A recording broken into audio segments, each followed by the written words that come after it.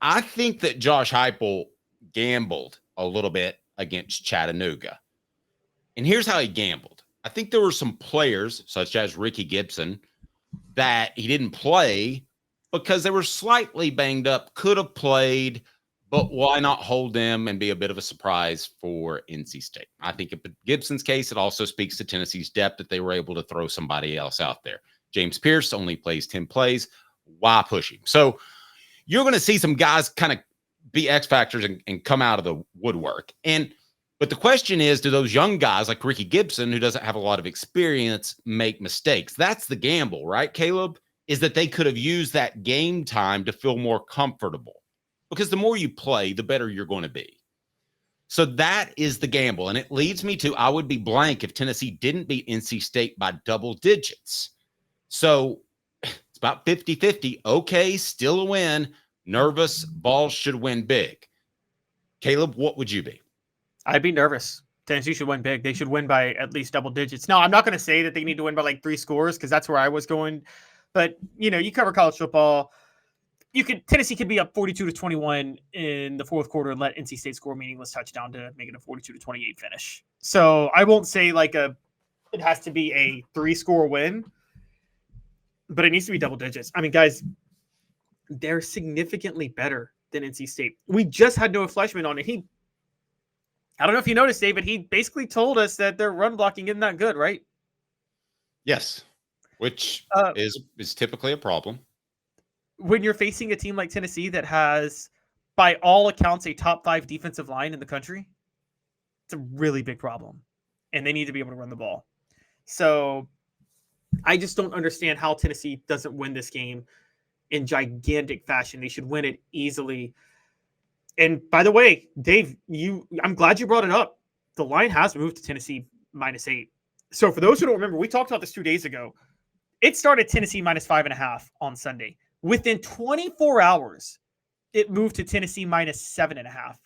Now it's moved to Tennessee -8. Do you know how crazy it is, guys, for a line to move? Sorry. It's okay. Do you know how crazy it is for a line to move 2.5 points? And it's not even that's a lot. I mean, I know that because gambling is a part of what we do. I don't gamble myself, but I'll back Caleb 110% on that.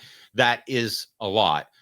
I'm going to agree with you. I would be concerned if Tennessee didn't win by double digits, and I'll tell you why. Now, college football recruiting has put a roof over my head, okay, for the majority of my career. That's been primarily what I have done. However, I know the pitfalls of what I'm about to say, okay? It's not the end-all, be-all. But what do you think? Let's look over the past recruiting classes of NC State that should primarily make up this team. Okay. And I know there have been transfers, but they were 23rd last year. So that would include some transfers. 23rd in the nation. All right. Tennessee's always pushed right at the top 10. Caleb, would that be accurate to say with Josh Heupel? Yeah. Yeah. They've always pushed top 10. Okay. So NC State, scrolling down for the 2023 class, they're a little bit hard to find.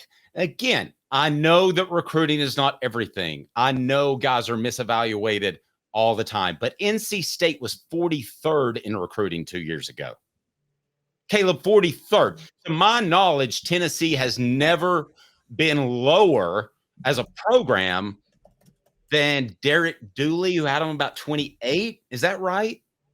No, actually, Derek Dooley didn't recruit too poorly his 3 years at Tennessee. The worst was Fulmer's last year, going into 2008. That 2008 class was okay. That's the class that was like 25.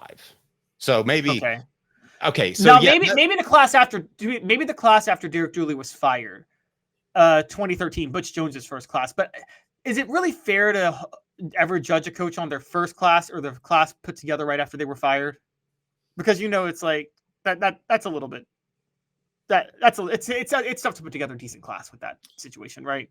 I agree. 23rd though, 2 years ago, and what should be a good bit of the core that makes up your football team, the ones that are 2 and 3 years old. So let's go back another year and see where old NC State is recruiting wise. I mean, guys, I'm telling you, I watched the entire NC State game. I'm pretty good with my eyes. This is not going to be a close football game. This is not a very good football team unless Tennessee does not play their best game or does not play an above average game.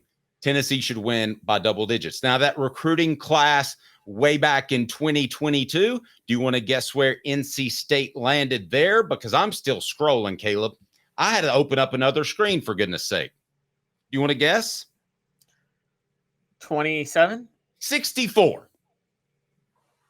64 is pretty bad.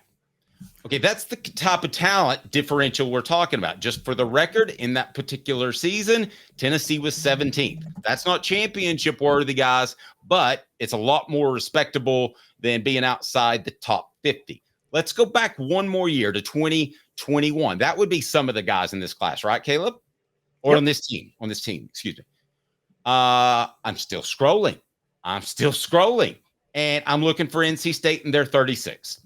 So they're averaging low 40s in terms of their signing classes year in and year out. Tennessee's averaging around, 12 or so under Josh Heupel? Yes. Now let's narrow this a little more, though, because we do have to be fair on this front.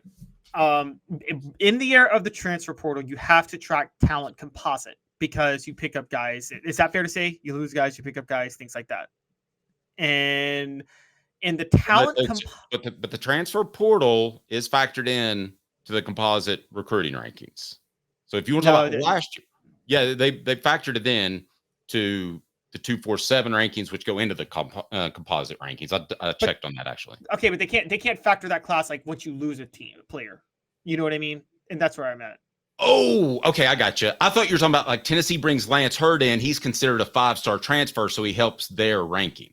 Yes. So talent composite, it is closer overall this year. And the talent composite, Tennessee is number 17, NC State's number 40. Now, that's still significantly better. Tennessee is number 17. Wait. What's the talent composite mean? Is that over the course of several years? No, it just breaks down all the number of 5 stars, 4 stars, 3 stars you have on your team, however you got them. Is it safe to say this? And let me just ask you. Tennessee has top 10 talent, albeit young, in the nation. Am I wrong on that? No. Well,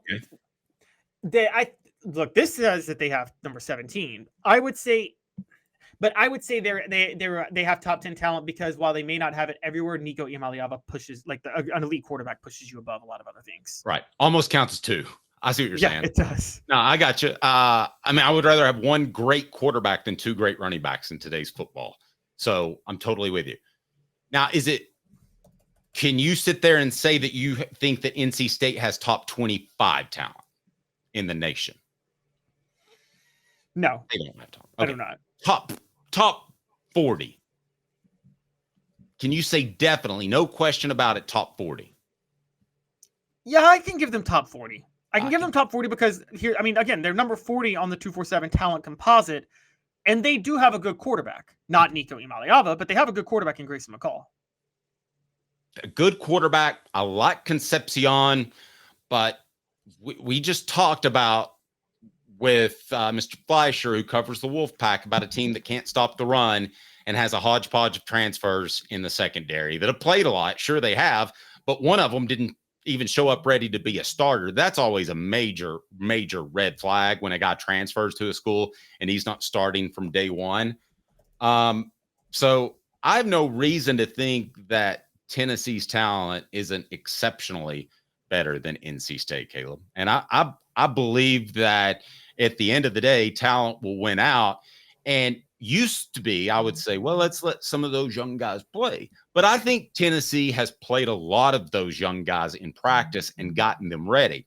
So when I see Nico as ready as he was, why not think Ricky Gibson can be incredibly ready when he goes out there and at a different position, we won't notice as much, play every bit as well as Nico? No, I agree with you on that. I totally agree. I'm high on Ricky Gibson. And yes, I think Tennessee's significantly more talented, but that doesn't mean I'm going to totally dismiss and say NC State's like not a top 60 caliber talent team. I think they are top 40. I do. I mean, they are a top 25 team. And so I think they are a top 40 on talent.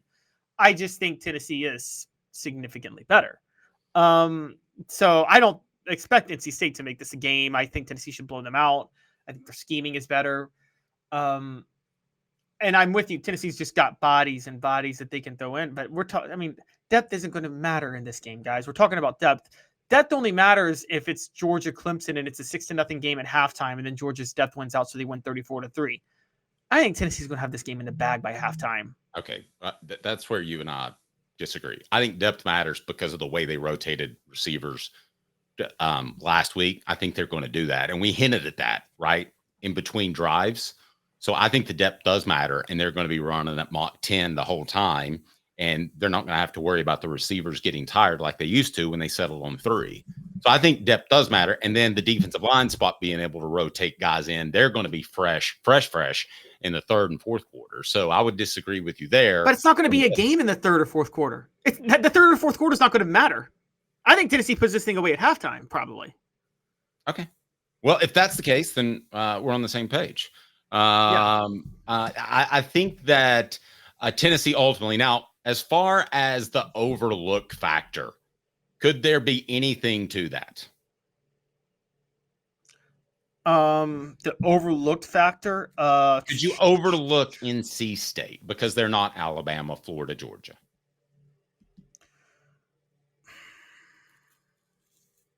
See, I would say this, because they have that ranking next to them, you don't overlook them. Here's why they won't overlook them. Guys, I keep telling y'all this, and I've told y'all since the middle of 2022, Heupel has put all of his eggs in the 2024 basket. Part of that is making Nico a Heisman contender. You're not going to miss a chance to make your quarterback a Heisman contender when you're playing a ranked team. That's why you're not going to overlook it. I mean, this is a Heisman type moment for Nico. It's not going to win in the Heisman. It won't even put him in the top 5 into national analysts the way it should. It's the game that can get them to start talking about him as a Heisman candidate. 2 weeks from now is when he becomes a Heisman frontrunner. I've told you guys that. Oklahoma is when he becomes a Heisman frontrunner. But this game is when people start talking about him for the Heisman.